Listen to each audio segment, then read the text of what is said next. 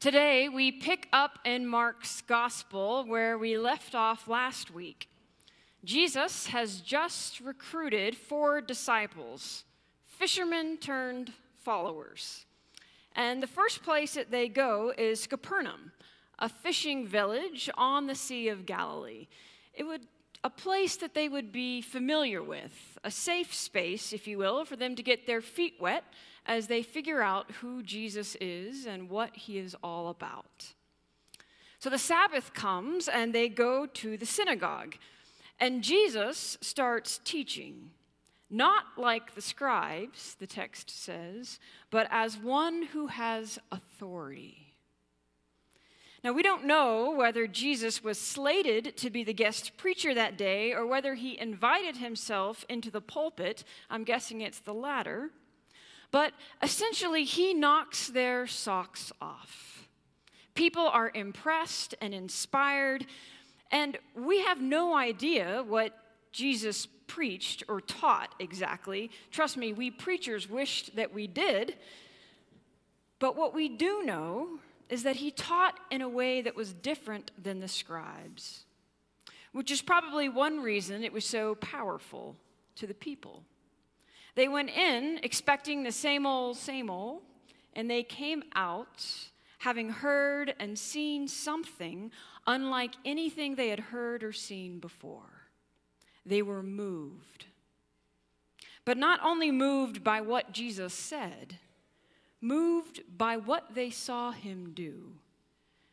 And I think perhaps moved by what they realized that meant for their own lives. That they did not have to be possessed by their own pain, but that healing was possible. You know, each of the 4 Gospels reveals a different aspect of Jesus.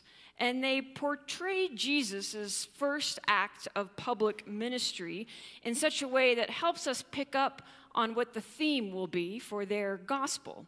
So, for example, in Matthew, Jesus begins by giving us the Sermon on the Mount. And in Matthew, throughout that gospel, we see Jesus presented as a teacher, a rabbi, a lawgiver, a new lawgiver, in the likes of Moses. In John, Jesus' first act is to turn water into wine at the wedding at Cana, creating unexpected and unimaginable abundance, a metaphor for the life that John believes Jesus came to bring us all. I came that they might have life and have it abundantly. In Luke, Jesus gives a sermon in his hometown of Nazareth, preaching that he is the one that will release the captives, heal the sick, and bring good news to the poor. And they all love it until they start to realize what this message of social justice actually means, and then they try to run Jesus off a cliff.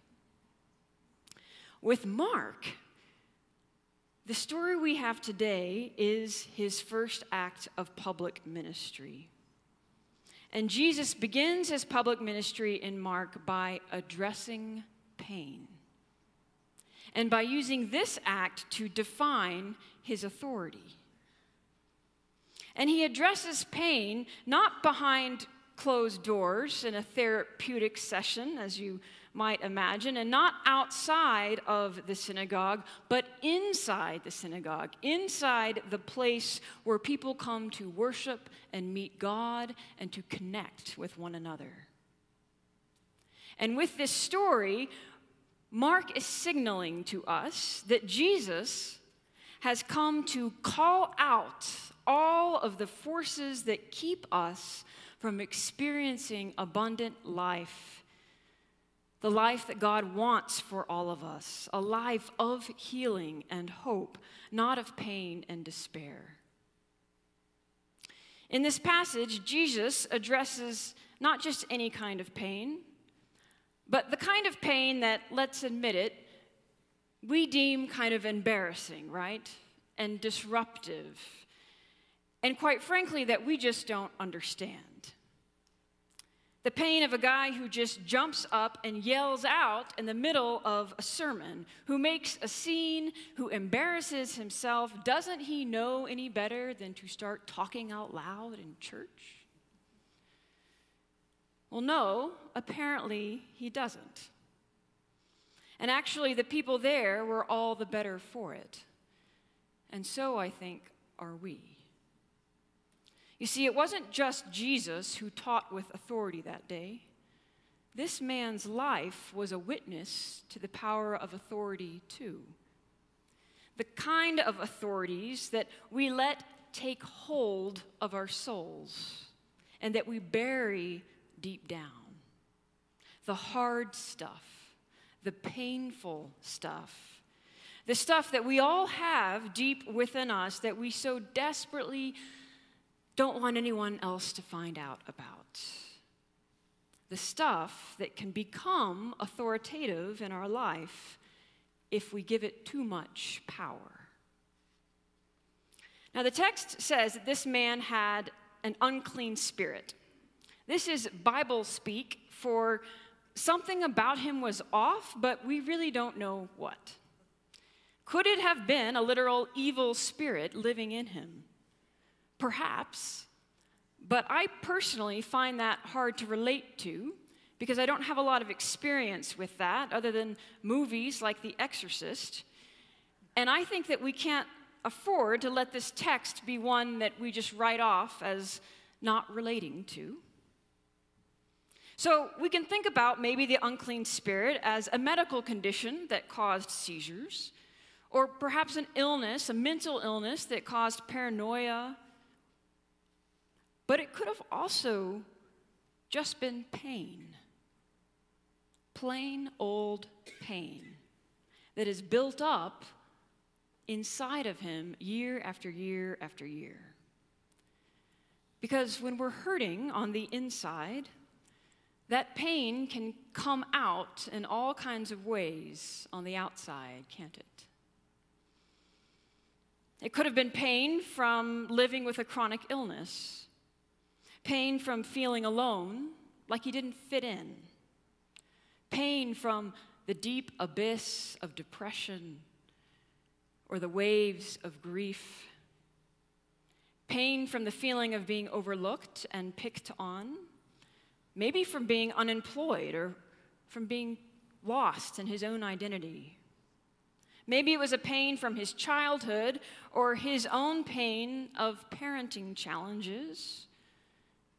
Maybe it was pain from receiving criticism or critique that he didn't understand, or pain from a theological struggle or a place of hurt or betrayal. Pain from who knows what. He might not have even known what.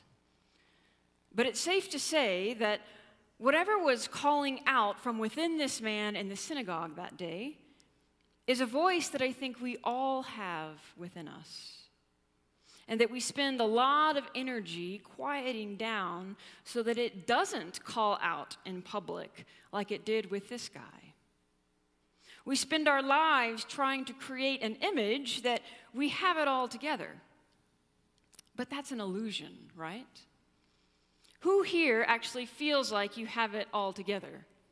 Show of hands. Yeah, so why is it then that we pretend like we do?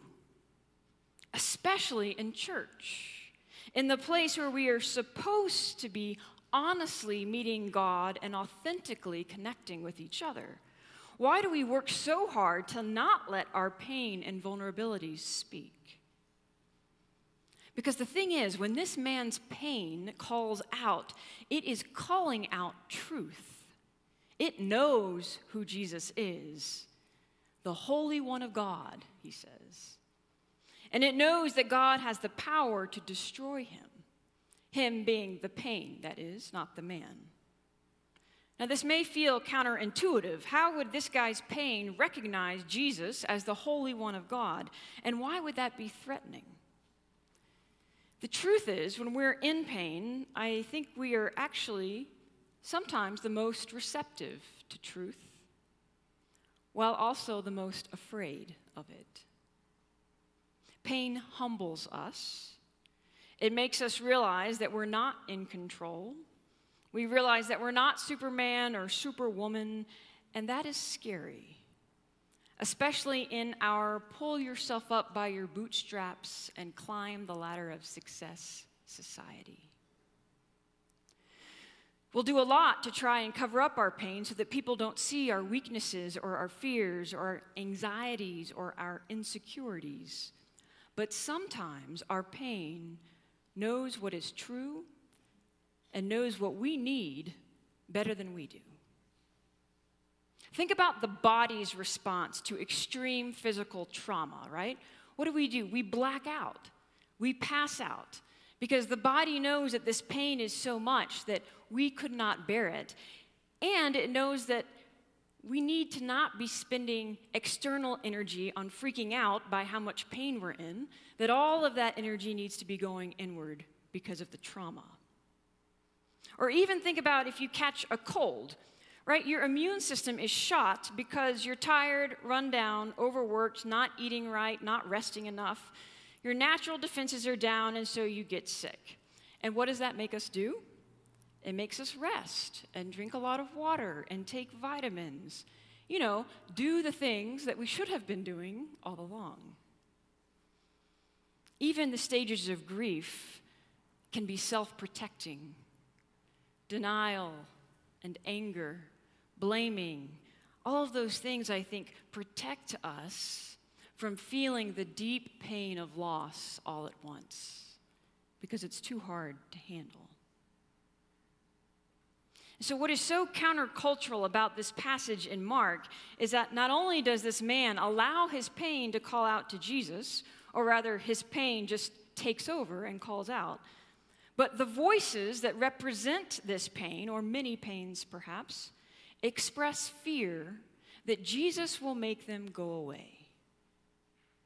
The pain in this man knows that something about this Jesus guy is threatening, that there is a healing balm that he might have, that his authority and message may make our pain take a back seat to redemption and hope and new life. I think what is so significant about this text is that Jesus addresses the pain. It's a simple point, really. But he doesn't ignore it. He does not keep teaching over it. He doesn't ask an usher to come and escort it out. Jesus listens. He silences it, and he asks for it to come out. Now, I don't think it's that Jesus is silencing this man's pain because it doesn't have a message. The message is stated. But perhaps he silences the pain because he realizes this man's pain has held him hostage too long. That he's gone past the point of learning from his hard experiences and has become trapped inside of it, right? Unable to heal, unable to grow spiritually and emotionally. And pain can do this to us. It can be an amazing catalyst for spiritual growth, or if we don't address it and we give too much focus and attention to it, it can stunt our spiritual growth. And if you're like me, as you experience pains throughout your life, you do try to do things to work through them, right? You might go to spiritual direction or to therapy or talk with friends or take medication. We do these things to address our pain and work through them. And we might think the wounds are healed. But have you ever had this experience where you think you've kind of gotten over something and you've processed it, and then you see something, or you hear something, or someone says something, and it's a trigger, and all of a sudden you realize you're back in the middle of that pain and wound or grief or fear or self-doubt again? And all of a sudden, the voice is as loud as ever. It's no wonder that the man is coughing and convulsing when Jesus is healing him, because it is hard to get all of our pain out, the things that we go through in life that is hard, that we don't understand. Somebody mentioned in the prayer time on the card that they don't know what is happening with the world. There's so much going on. All of these external pains add on to our internal pains. And we start to grab onto control even more. And as hard as pain is to endure, it can be harder to think about it being healed from it. Because in some ways, our stress or our anxieties sometimes give us a purpose, right? Or an identity or a narrative that is familiar. And to let go of that, well, we feel like it means that we could be let going of part of who we are. This is especially true in grief. We feel like if we let go of that grief, we're letting go of the person. But as Franciscan priest Richard Rohr says, pain that is not transformed is transmitted. If there isn't some way to find a deeper meaning to our suffering, to find that God is somehow in it and can even use it for good, we'll start to shut down. We protect ourselves so that we're not hurt again.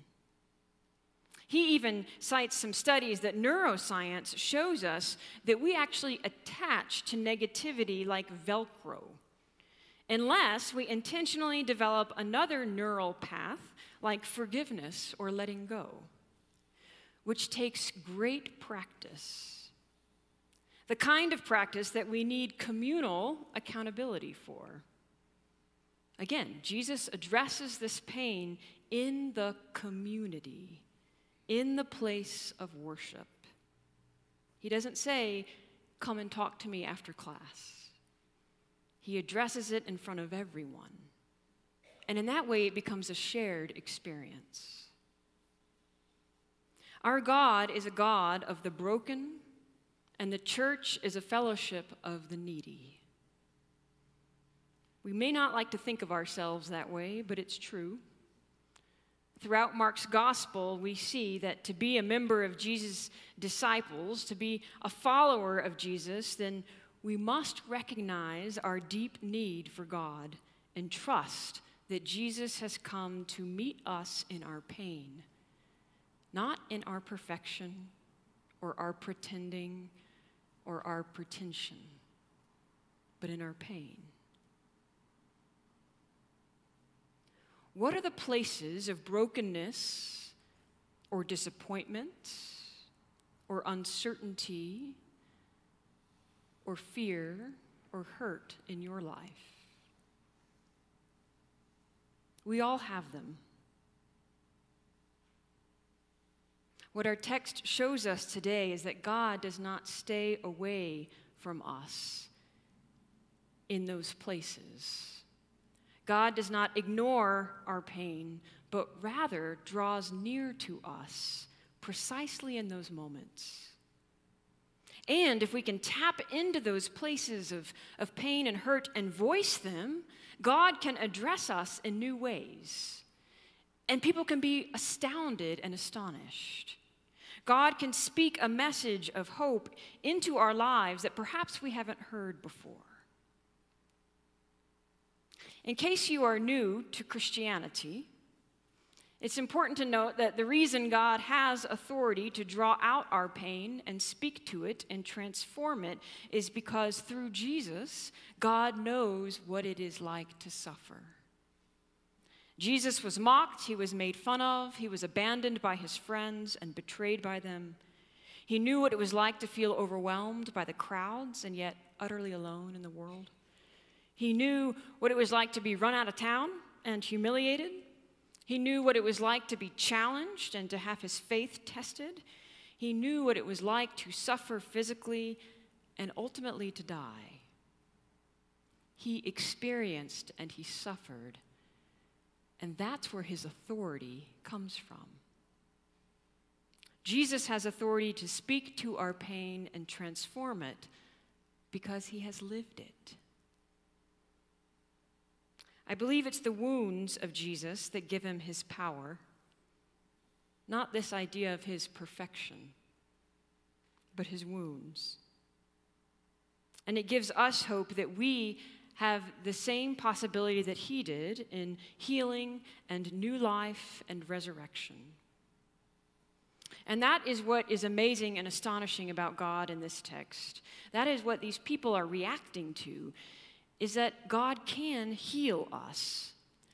Now, it may not be a miraculous healing that happens in an instant. In fact, I can probably guarantee you it won't be. But healing can come through showing up to the synagogue on the Sabbath or to church on Sunday and having a community to hear your pain and journey with you. We just have to have the courage to not push our pain down so far that it can't call out to God or to each other. Just think about the Me Too movement that is going on, or all the women in the USA gymnastics system that are speaking out, sharing their truth. And as they speak their pain, it gives courage for others to do the same. And it sheds light on the truth of what has been going on behind closed doors and what courage they have to reveal their pain, their vulnerability.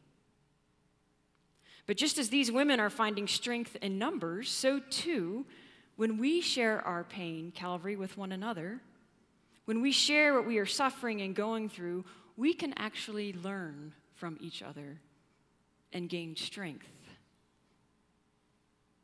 What would it look like for you to let your pain, however that feels to you, whatever it is, what would it look like to allow it to live just a little closer to the surface, especially here at church?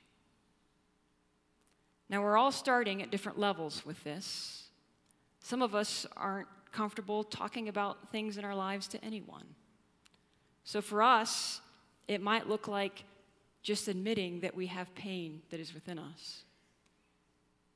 Others of us spout our pain right and left and have no problems letting people know what's going on with us, which is good.